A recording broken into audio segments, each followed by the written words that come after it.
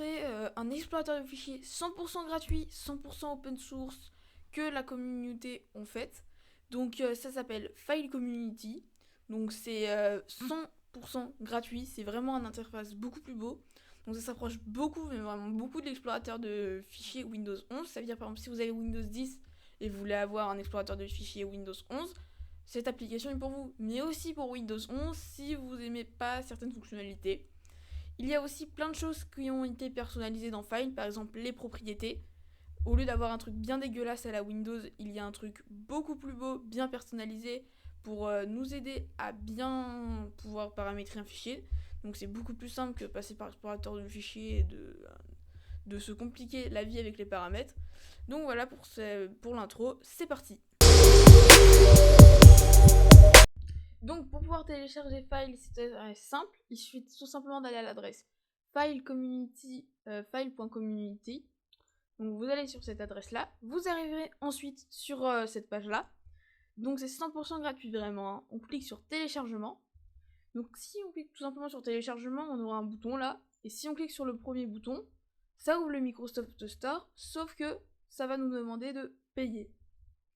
Donc File est gratuit en soi, c'est leur manière pour qu'on puisse leur faire un don. Donc en fait en soi c'est 100% gratuit. Donc pour l'avoir gratuitement, on ferme le Microsoft Store. On ferme cet onglet qui s'est ouvert. Et il y a juste à cliquer en dessous, essayer notre installateur classique. Donc on clique dessus. Ça va télécharger un fichier. Donc on va l'ouvrir. On n'accepte plus assez.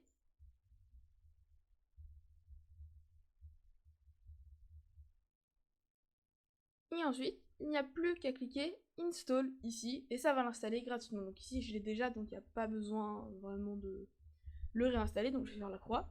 Donc voilà pour l'installation. Maintenant, je vais vous montrer l'interface de File. C'est parti. Donc, File, pour moi j'ai déjà téléchargé et j'ai mis tout en bas.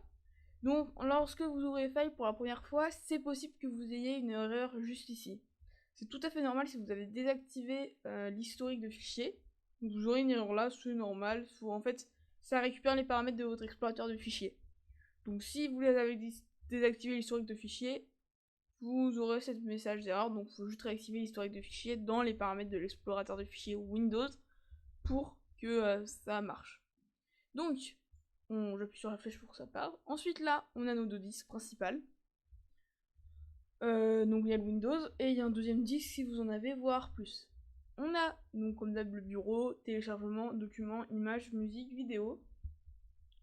Donc, voilà l'interface de File. Donc, ça reprend beaucoup l'explorateur de fichiers, mais je trouve que c'est beaucoup plus beau. Par exemple, si je vais dans le bureau, la façon de charger en haut, ça ressemble vraiment à l'explorateur de fichiers, mais en encore plus beau. On a une barre de recherche en haut vraiment plus belle. Donc par exemple, lorsqu'on essaye de sélectionner un fichier, et bah ça le coche directement. C'est-à-dire qu'il y a, vous avez directement accès aux paramètres du fichier, donc genre les propriétés.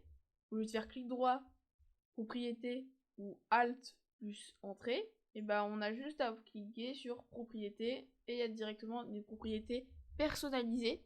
Donc c'est vraiment eux qui ont personnalisé les propriétés pour que ça soit vraiment encore plus beau. Donc on peut voir qu'il y a vraiment c'est beaucoup plus beau. Bon, il y a des trucs faut pas bidouiller là-dedans hein, mais voilà.